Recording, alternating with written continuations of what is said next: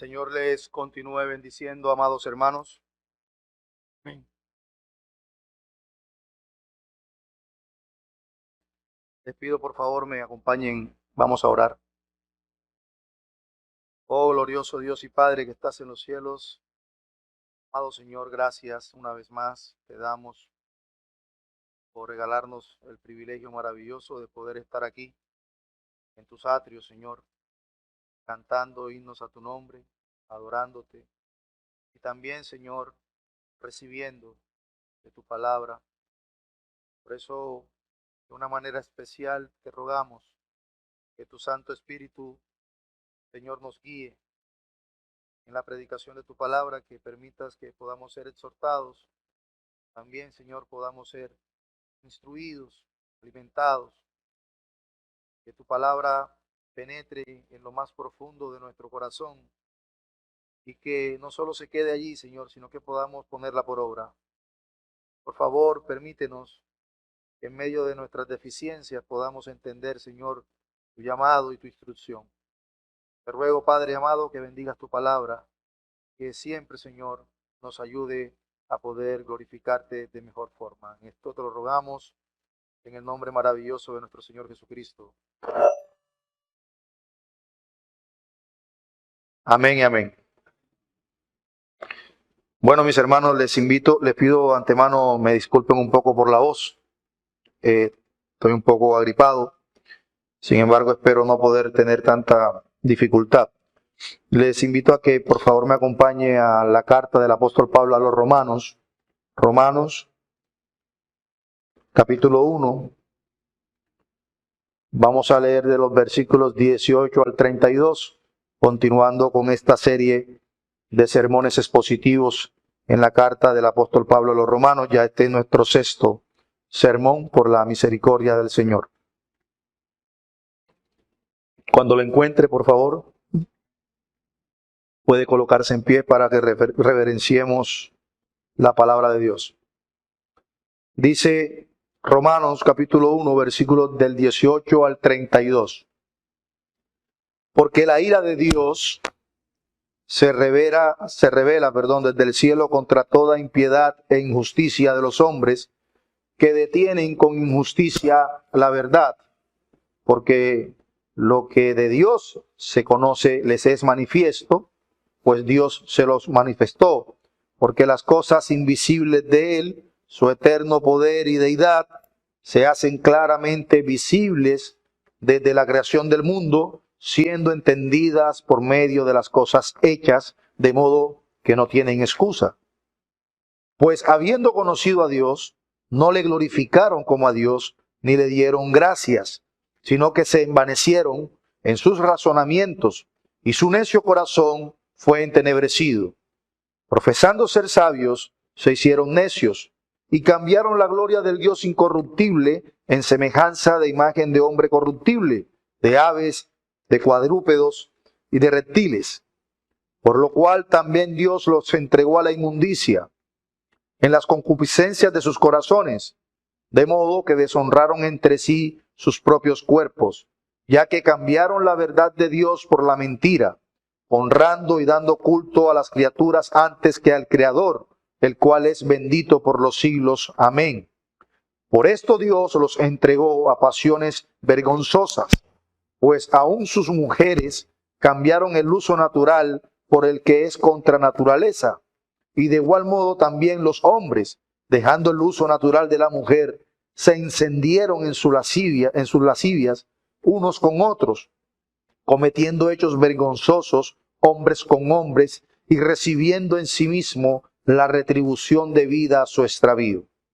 Y como ellos no aprobaron tener en cuenta a Dios, Dios los entregó a una mente reprobada para hacer cosas que no convienen, estando atestados de toda injusticia, fornicación, perversidad, avaricia, maldad, llenos de envidia, homicidios, contiendas, engaños y malignidades, murmuradores, detractores, aborrecedores de Dios, injuriosos, soberbios, altivos, inventores de males, desobedientes a los padres, necios, desleales, sin afecto natural, implacables, sin misericordia, quienes habiendo entendido el juicio de Dios, que los que practican tales cosas son dignos de muerte, no solo las hacen, sino que también se complacen con las que los practican.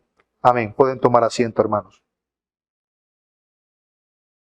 Hoy, bajo la soberanía de nuestro Dios, nos reunimos nuevamente, hermanos, para profundizar en su palabra, específicamente este pasaje que encontramos en el primer capítulo, desde el versículo 18 al 32, un pasaje que nos confronta y nos confrontará a lo largo de la exposición con una realidad ineludible sobre la condición humana, sobre la justicia de Dios y sobre todo la urgente necesidad, hermanos, del arrepentimiento y la fe en el Evangelio de nuestro Señor Jesucristo.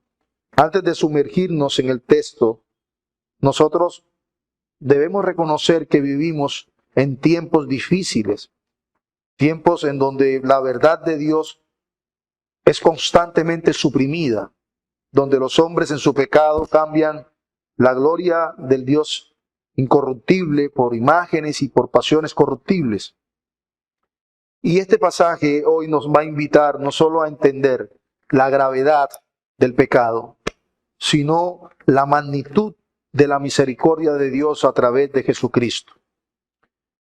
Nuestro sermón, el cual he titulado El diagnóstico de la humanidad caída, porque es lo que el apóstol Pablo hace o detalla en estos pasajes. Él da un diagnóstico de la realidad espiritual del ser humano sin Cristo.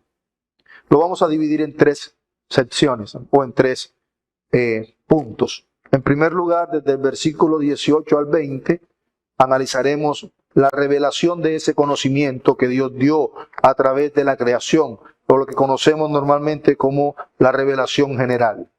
De los versículos 21 al 23, estudiaremos cómo el hombre rechazó ese conocimiento, el rechazo del conocimiento, versículos 21 al 23. Y por último, observaremos con mucha atención las consecuencias, el resultado de ese rechazo, versículos 24 al 32. Estos serán nuestros 3 puntos en la mañana de hoy. Sin más preámbulos, hermanos, quiero que lean nuevamente conmigo versículos 18 al 20 para atender nuestro primer punto, la revelación del conocimiento de Dios. Dice, porque la ira de Dios se revela desde el cielo contra toda impiedad e injusticia de los hombres que detienen con injusticia la verdad. Porque lo que de Dios se conoce les es manifiesto, pues Dios se lo manifestó, porque las cosas invisibles de Él, su eterno poder y deidad, se hacen claramente visibles desde la creación del mundo, siendo entendida por medio de las cosas hechas. De modo, dice Pablo, no tienen excusa. El apóstol Pablo, hermanos, establece con claridad y fuerza el fundamento de la culpabilidad universal del hombre ante Dios, mostrando que Dios ha dado a conocer su existencia y su poder a través de la creación misma. La naturaleza, en su orden y belleza, testifica que existe un creador. Y por supuesto, Pablo lo que hace es que introduce la idea de que la ira de Dios, que además de ser un atributo propio de nuestro Dios, es un aspecto también de su justicia, se manifiesta contra todo acto de impiedad e injusticia de los hombres. Y la frase que Pablo usa aquí, como se revela desde el cielo, pues está indicando que hay una intervención divina, directa y universal. La ira de Dios no es, hermanos, un capricho emocional. No nos confundamos. La ira de Dios no es un capricho emocional, sino una respuesta santa y justa contra lo que Él aborrece. ¿Y qué es lo que Él aborrece? El pecado. El pecado. La verdad mencionada aquí se refiere al conocimiento de Dios y su voluntad. Sí, rechazan con injusticia la verdad ¿Qué es el conocimiento de Dios y su verdad y su voluntad? ¿Qué hacen los seres humanos? Suprimen y lo rechazan activamente. Como dijo el rey David en el Salmo 19, versículos 1 al 2, los cielos cuentan la gloria de Dios y el firmamento anuncia la obra de sus manos. Un día emite palabra a otro día y una noche a otra noche declara sabiduría. Y el rey David reconoce cómo la creación comunica cada día, diariamente, la gloria de Dios sin necesidad de palabras. Dios, cada día, todo hombre, todo ser humano, cuando abre sus ojos y ve el cielo, ve las nubes, ve la creación, ve todo lo que ve, sabe que existe un Dios. Así que esta revelación general de Dios a través de la creación deja a los seres humanos, a la humanidad, sin excusa. Sin excusa. No podemos decir que no sabíamos, no podemos decir que no tuvimos oportunidad de conocer a Dios. Sin embargo, el conocimiento de Dios no es algo meramente intelectual. Debe llevar una respuesta de fe y de arrepentimiento, lo cual, hermanos, son un don de Dios. Juan Calvino decía sobre este pasaje, comentaba lo siguiente. Él decía que la creación es como un teatro donde se muestra la gloria de Dios, pero la humanidad en su pecado ha sido ciega a esta manifestación. Calvino, hermanos, él enfatiza, reconoce que Dios a través de su creación debería llevarnos a honrarle y a darle gracias, pero en nuestra caída, en nuestro pecado, hemos rechazado este conocimiento y hemos elegido, ojo, voluntariamente. Aquí nadie ha sido forzado a nada. El hombre ha decidido voluntariamente adorar a la creación antes que al Creador. Por eso Pablo sigue diciendo, porque los que de Dios se conoce, les es manifiesto, pues Dios se lo manifestó. ¿Cómo se lo manifestó? Porque las cosas invisibles de Él, ¿cuál? Su eterno poder y deidad, se hacen claramente visibles, se hacen claramente palpables. ¿Cómo? Desde la creación del mundo, siendo entendidas por medio de las cosas hechas de modo que no tienen excusa. El apóstol Pablo argumenta, hermanos, que Dios ha hecho evidente su existencia y atributos a través de la creación.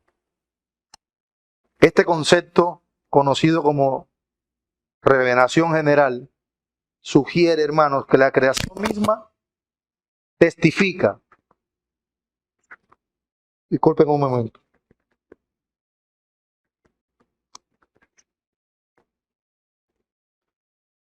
¿Sí, ahora?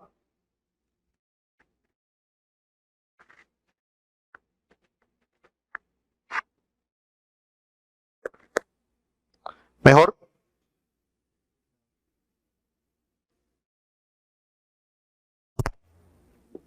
¿El cable? Ok, gracias. Pablo argumenta, hermanos, que la creación misma testifica acerca de la existencia de Dios y acerca de sus atributos. A diferencia, hermanos, de la revelación especial, ¿cierto? Que se da a conocer a través de las Escrituras y que se da a conocer también a través de nuestro Señor Jesucristo. La revelación general es accesible a todos los seres humanos.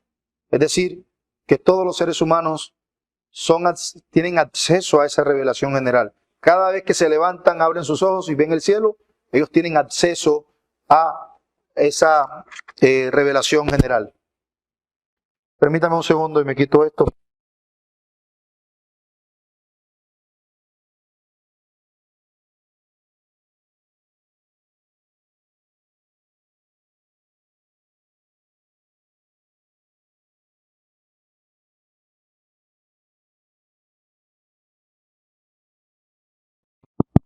Sí, ahora sí. Bueno, entonces, todos los seres humanos tienen acceso a la revelación general. Cada vez que abren sus ojos y ven toda la creación, esa creación les está testificando que existe un creador. Que existe un creador. Ahora bien, cuando Pablo habla de que desde la creación del mundo se le ha dado a conocer esto a los hombres, subraya, hermanos, la idea de que esta revelación ha estado disponible desde el principio de la historia humana. Las cosas hechas, la creación, son evidencia de la sabiduría y del poder de Dios. Porque ¿cómo fueron hechos los cielos? ¿Cómo fueron hechas las nubes? ¿Cómo fueron hechos los árboles? Todo eso nos dice claramente que el Creador es alguien sabio, con mucha sabiduría.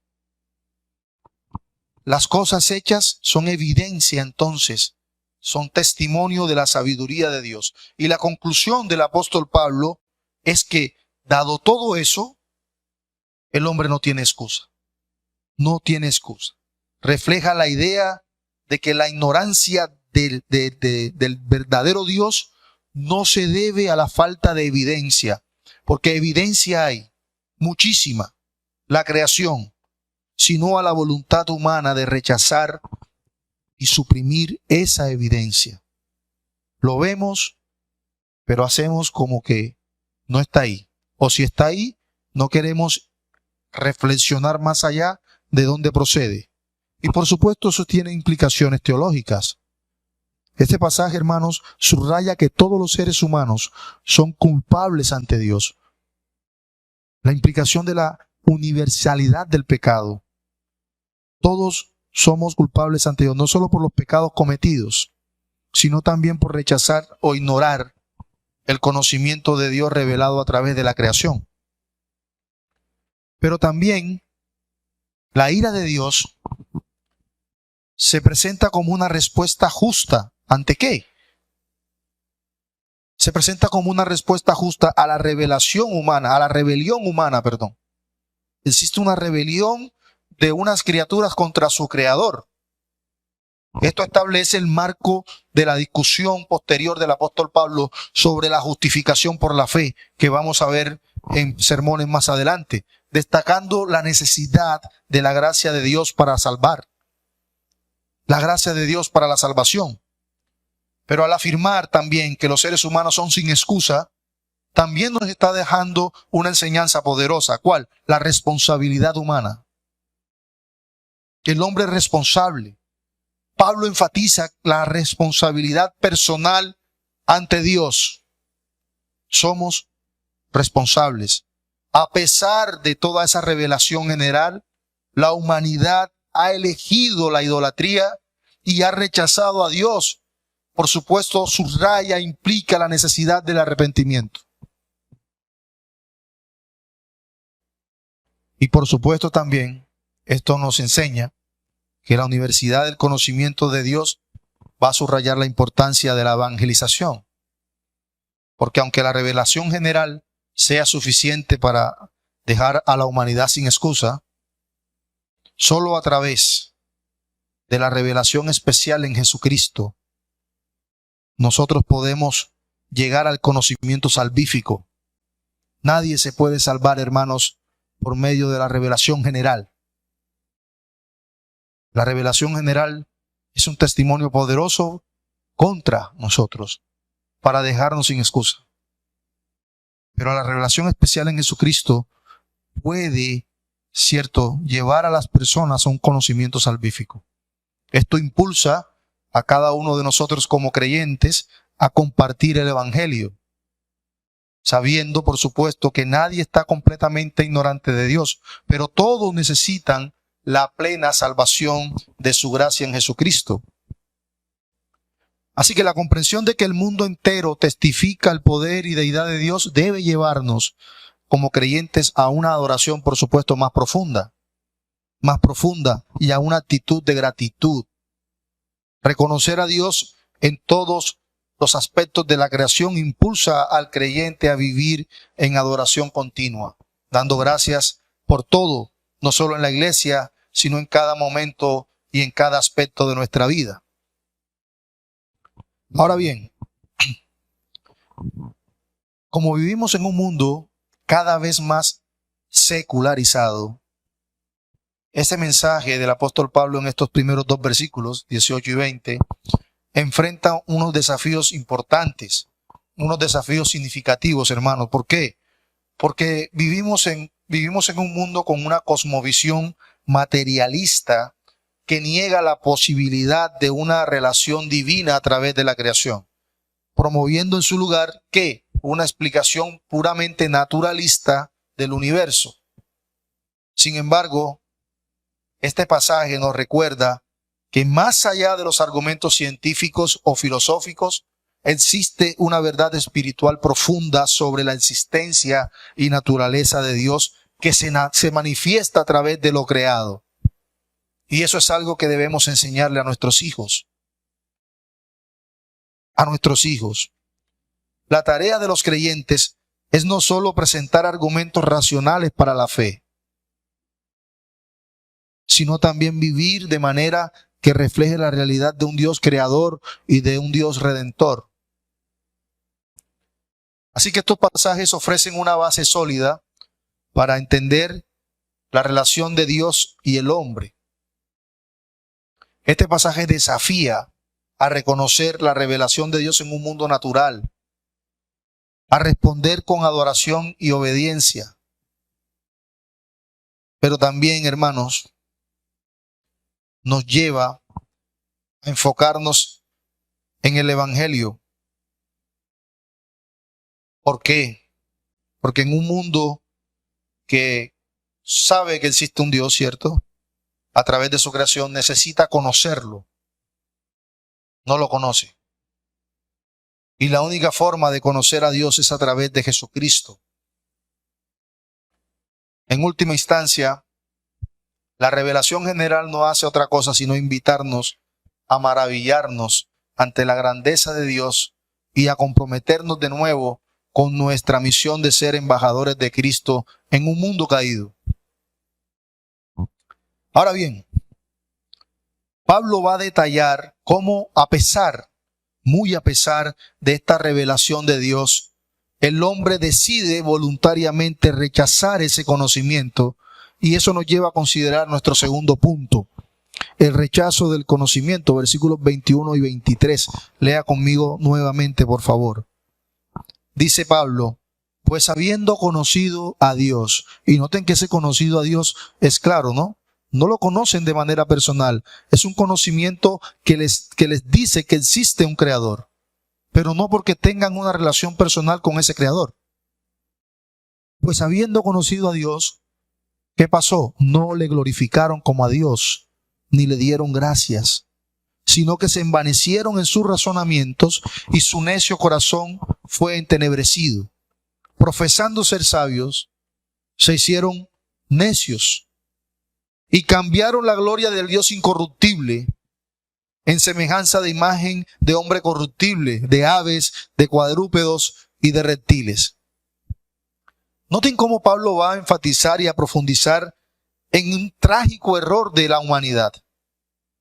El rechazo consciente del conocimiento de Dios, a pesar de su revelación en la creación, hermanos, ese rechazo lleva a una espiral descendente de pecado y alineación de Dios. Noten que Pablo dice, pues habiendo conocido a Dios, no le glorificaron como a Dios, ni le dieron gracias, sino que por el contrario se envanecieron en sus propios razonamientos. Y su necio corazón fue entenebrecido. La humanidad no solo ha fallado en reconocer a Dios a través de la revelación general, sino que habiendo conocido, no respondió con la adoración y la gratitud de vida. Y este acto de desprecio es la raíz de toda forma, hermanos, de idolatría y perversión moral. Por eso Pablo habla de que se envanecieron. Y ese envanecerse, ¿qué implica? Implica una falsa autosuficiencia intelectual. ¿Y por qué falsa? Donde el hombre prefiere sus propias especulaciones antes que la verdad de Dios. Y este camino solo lleva a una sola cosa. Pablo dice que eso lleva a un corazón entenebrecido, simbolizando la pérdida de un discernimiento moral y de un discernimiento espiritual. Todo aquel con un corazón entenebrecido es una persona con una pérdida de un discernimiento moral y espiritual. Por supuesto, esto lo lleva a la creación ¿de qué? De todo tipo de ídolos. De todo tipo de ídolos. Ídolos que van a reemplazar en el corazón de esa persona a Dios. Semejanza de imagen de hombre corruptible, de aves, de cuadrúpedos y de reptiles. Y refleja un trágico intercambio. Dejar de adorar al que creó esos animales para adorar al animal mismo. La gloria del Creador inmortal por imágenes mortales. Cambiar oro por basura. Ese acto representa no solo una falsa adoración, hermanos, sino también una distorsión gradual de la relación diseñada por Dios en su creación. Su creación empezó a pervertir todo, a distorsionar todo en cuanto a la adoración. Y este tema fue tratado ampliamente en el Antiguo Testamento. Yo quiero que vaya conmigo un momento a Deuteronomio capítulo 4. Deuteronomio capítulo 4, versículos del 15 al 19. Deuteronomio capítulo 4, versículos del 15 al 19.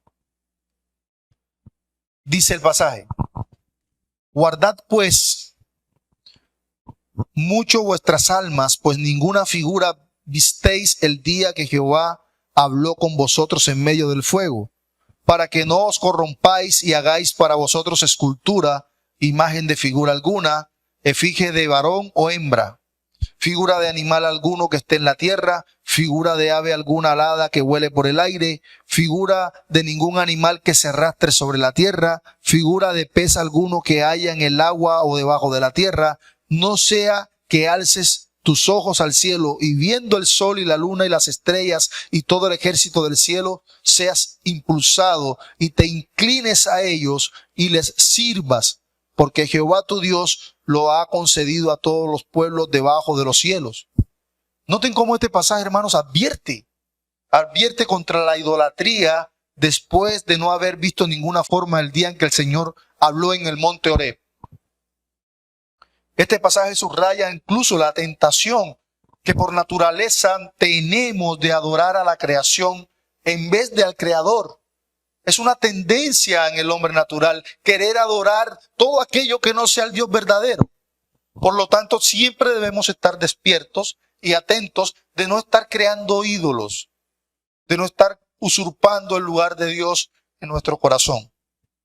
Y por supuesto, esto está en perfecta consonancia con lo que dice el apóstol Pablo aquí en Romanos capítulo 1, versículo 23, en el rechazo del conocimiento de Dios. Pero el salmista también va a advertir sobre esto. En el Salmo 106, versículo 20 dice: y cambiaron su gloria por la imagen de un buey que come hierba. Se olvidaron de Dios su Salvador, que había hecho grandes cosas en Egipto. Noten cómo el Salmo recuerda la idolatría de Israel como un acto de olvido y rechazo a Dios, paralelo al error de la humanidad que Pablo describe aquí en Romanos. Jeremías capítulo 2 versículo 11 dice, pregunta a Jeremías el profeta: ¿acaso alguna nación ha cambiado sus dioses, aunque ellos no son dioses? Jeremías dice, miren, ellos creen en unos dioses, ¿cierto? ¿Acaso ellos han cambiado sus dioses aunque no son dioses? Sin embargo, mi pueblo ha trocado su gloria por lo que no aprovecha. Espantaos cielos sobre esto y aterrorizaos, desolados en gran manera, dijo Jehová, porque dos males ha hecho mi pueblo. Me dejaron a mí, fuente de agua viva, y cavaron para sí cisternas rotas que no retienen el agua. Noten este pasaje, hermanos, que es bastante confrontador.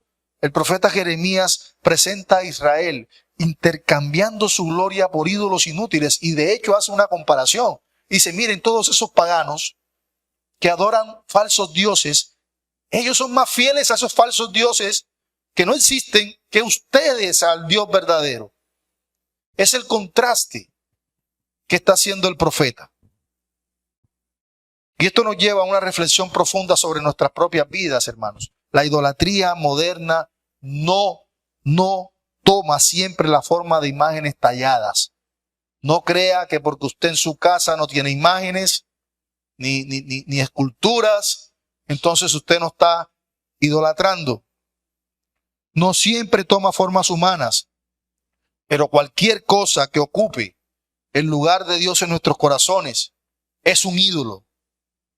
Es un ídolo. Hermanos, si se reviste de muchas formas, materialismo, egoísmo, búsqueda de placer, etcétera, todo eso es un ídolo. Por eso es siempre prudente examinar nuestros corazones. ¿En qué áreas hemos cambiado la gloria de Dios incorruptible por cosas corruptibles? El arrepentimiento siempre implica reconocer esos ídolos, desecharlos. Siempre implica reconocer nuestro pecado, confesarlo y retomar la adoración del único Dios verdadero. No entrando en un acto de negación, sino en un redescubrimiento de la alegría y la satisfacción que se encuentran únicamente en una relación con Dios a través de Jesucristo. Así que la invitación también es a abandonar toda forma de idolatría. Toda forma de idolatría. Y volver al único Dios digno de adoración y honor. Nuestro Señor Jesucristo es el reflejo perfecto de la gloria de Dios. Ofrece perdón, ofrece restauración a todos los que se arrepienten de su idolatría y creen en Él. En Él, hermanos, encontramos la verdadera adoración que nuestro corazón anhela. Absolutamente nada fuera de Dios satisface nuestro corazón. Es una mentira, es un sofisma, es algo temporal. Lo único que sacia el alma para siempre es el Señor Jesucristo. Es el único que nos puede transformar. El apóstol Pablo también advertía sobre esto en su segunda carta a los Corintios. En el capítulo 4 dice, porque Dios que mandó que desde las tinieblas resplandeciese la luz, es el que resplandeció en nuestros corazones para iluminación del conocimiento de la gloria de Dios en la faz de Jesucristo. En Cristo tenemos la luz de la vida, el discernimiento moral y espiritual que siempre necesitamos. Y es un contraste a lo que hablaba el apóstol Pablo con relación al el corazón entenebrecido, el cual ha caído en una falta de discernimiento moral y espiritual. Pero Jesucristo es la luz que nos da el discernimiento moral y espiritual que necesitamos. También le escribe a los tesalonicenses en su primera carta, en el capítulo 1, versículo 9, dice, porque ellos mismos cuentan de nosotros la manera en que nos recibisteis y cómo os convertisteis, dice Pablo, de los ídolos a Dios. ¿Para qué? Para servir al Dios vivo y verdadero y esperar de los cielos a su Hijo, al cual resucitó de los muertos, a Jesús, quien nos libera de la ira venidera. Son alicientes, testimonios del apóstol Pablo a las iglesias que escribía, recordándoles la poderosa transformación que ocurre cuando nosotros abrazamos a Cristo y rechazamos cualquier forma de idolatría. Es entregarnos completamente a su voluntad a través de Él. Así que hay una exhortación poderosa a abandonar cualquier forma de idolatría. Así que nos desafía este pasaje, nos exhorta el Señor hoy para que podamos reconocer y rechazar las formas en que hayamos caído en idolatría. A través del arrepentimiento y la fe en Jesucristo podemos ser restaurados a nuestra relación correcta con Dios. Ahora bien, hermanos, ¿En qué termina todo este diagnóstico que el apóstol Pablo está haciendo de la humanidad? Pablo termina detallando los resultados de rechazar el conocimiento de Dios, y eso nos lleva a contemplar nuestro último punto. Leamos los versículos 24 al 32. Y los resultados, hermanos, son nefastos, son terribles. Dice Pablo, versículo 24, por lo cual también Dios los entregó a la inmundicia en las concupiscencias de sus corazones, de modo que deshonraron entre sí sus propios cuerpos, ya que cambiaron la verdad de Dios por la mentira, honrando y dando culto a las criaturas antes que al Creador, el cual es bendito por los siglos. Amén. Por esto Dios los entregó a pasiones vergonzosas, pues aun sus mujeres, cambiando el uso natural por el que es contra naturaleza, y de igual modo también los hombres, dejando el uso natural de la mujer, se encendieron en sus lascivias unos con otros, cometiendo hechos vergonzosos, hombres con hombres, y recibiendo en sí mismo la retribución debida a su extravío.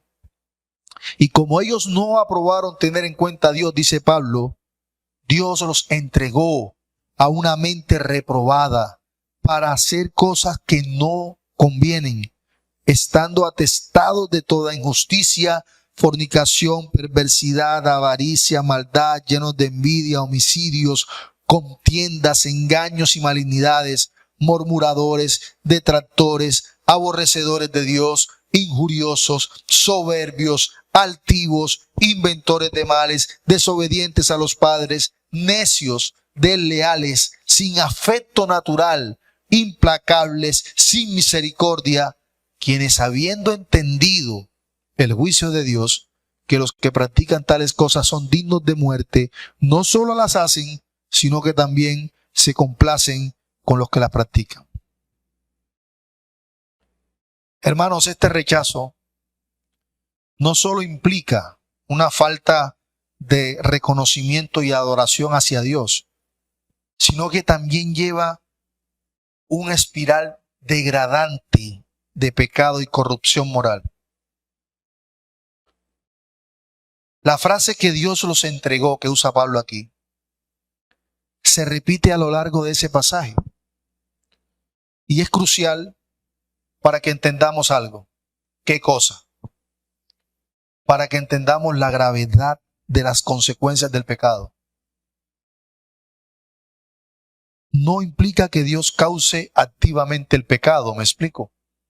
No, sino que retira su mano protectora y permite que la humanidad experimente las consecuencias naturales y espirituales de su rebelión.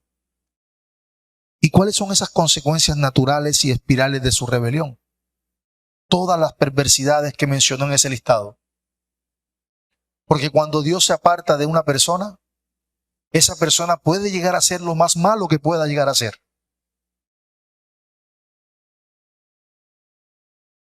Por eso Pablo habla de intercambio. Y es un tema recurrente que Pablo usa. Intercambiaron. ¿Por qué intercambiaron? Porque Dios no los creó así. Dios no los creó para cambiar su gloria incorruptible por algo corruptible.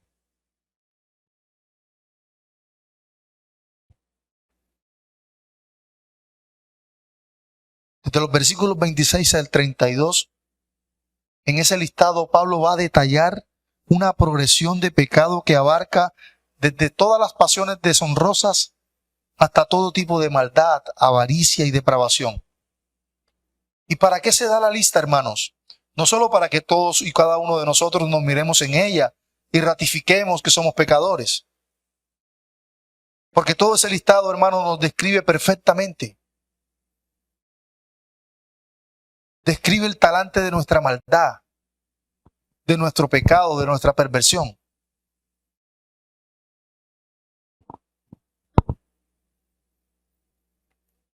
Sino que también sirve para que nos veamos en ese espejo, que nos muestre la profundidad de nuestra depravación del pecado cuando se rechaza a Dios. Pablo le escribe a los hermanos en Éfeso y les dice en el capítulo 4, versículo 17, esto pues digo y requiero en el Señor, que ya no andéis como los otros gentiles.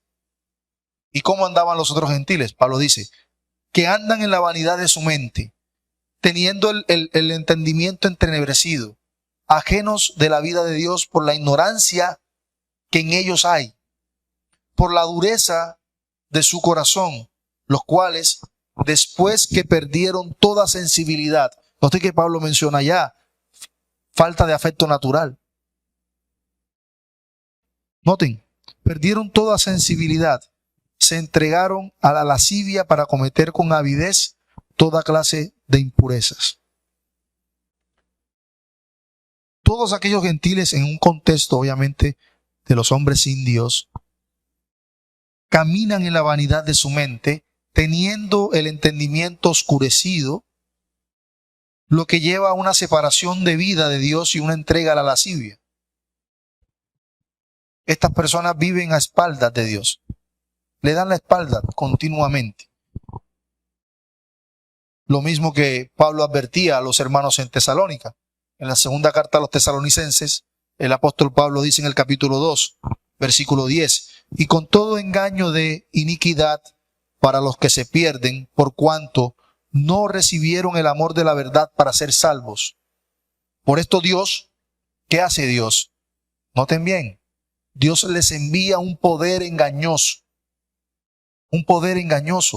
para que crean en la mentira, a fin de que sean condenados todos los que no creyeron a la verdad, sino que se complacieron en la injusticia. Hermanos, y estas son palabras temibles. Todos aquellos que no recibieron el amor de la verdad para ser salvos, Dios les envía un poder engañoso para que crean en la mentira.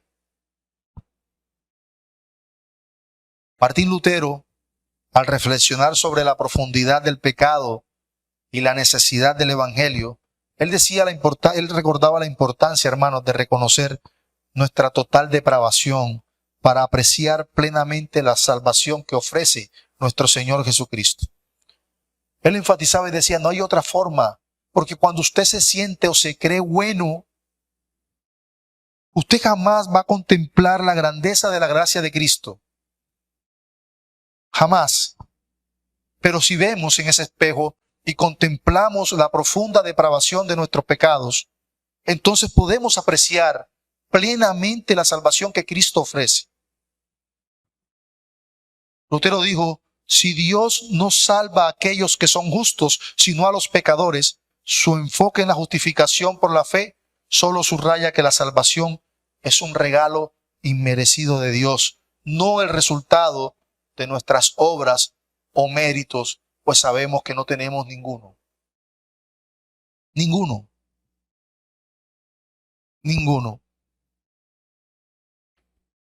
Así que el paso primario para nosotros hoy es, en primera instancia, reconocer nuestra incapacidad para aportar algo así a nuestra salvación. Incapacidad para salvarnos a nosotros mismos y nuestra completa dependencia de la gracia de Dios en Cristo.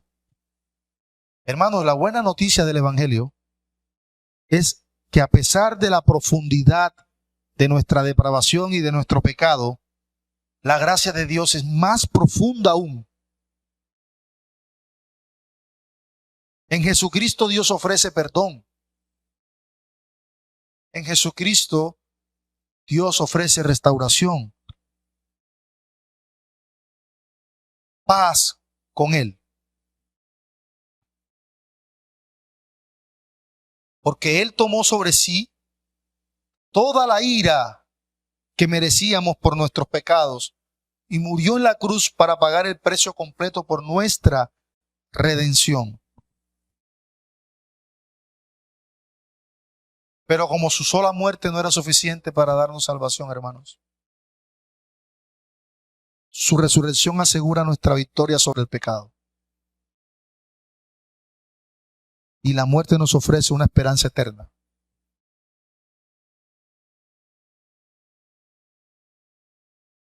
Si reconoces tu necesidad de salvación, acércate a Cristo hoy. Hoy es el día. Confiesa tus pecados, cree en Él como tu Señor y tu Salvador y serás salvo. En Él encontrarás verdadera libertad, en Él encontrarás paz y el propósito por el cual fuiste creado, porque fuiste creado para vivir para la gloria de Dios.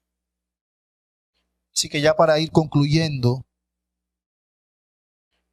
hermanos, frente a esta poderosa revelación que Pablo describe en estos pasajes de nuestra pecaminosidad y de la justa condenación que merecemos, la única respuesta apropiada es el arrepentimiento y la fe en Jesucristo. Es el único camino. Arrepentirse significa dar un giro de 180 grados en nuestra vida, alejándonos del pecado y volviéndonos hacia Dios. La fe implica confiar plenamente en Cristo como nuestro único y suficiente Salvador. Estos pasajes que hemos estudiado hoy, hermanos, nos deben confrontar con la necesidad apremiante que tenemos de encontrar salvación en Cristo. La única solución es Cristo. No hay pecado, recuerde bien, no hay pecado demasiado grande que la cruz no pueda perdonar. No hay vida demasiado rota que el Evangelio de Cristo no pueda restaurar. En Cristo encontramos no solo el perdón de nuestros pecados, sino también una nueva vida llena de esperanza, paz y gozo en el Señor. Que el Señor bendiga su palabra y nos ayude, mis hermanos. Vamos a orar. Señor, te damos gracias por tu palabra. Damos honra y gloria a ti, Señor, y a tu nombre. Oh, Señor, perdónanos por todas las veces que sustituimos tu gloria por las cosas corruptibles. Por favor, perdónanos y ayúdanos a apreciar y a maravillarnos en la belleza de la gloria de nuestro Señor Jesucristo. Que cada día seamos capaces de contemplar una relación genuina con Él, de aferrarnos más a Él. Perdona, oh Señor, todos nuestros pecados y ayúdanos a seguir perseverantes, confiando siempre, Señor, en que tú has hecho todo lo que nosotros necesitábamos. Y tu sacrificio, Señor, es eficaz para siempre. En el nombre de Jesús. Amén y amén.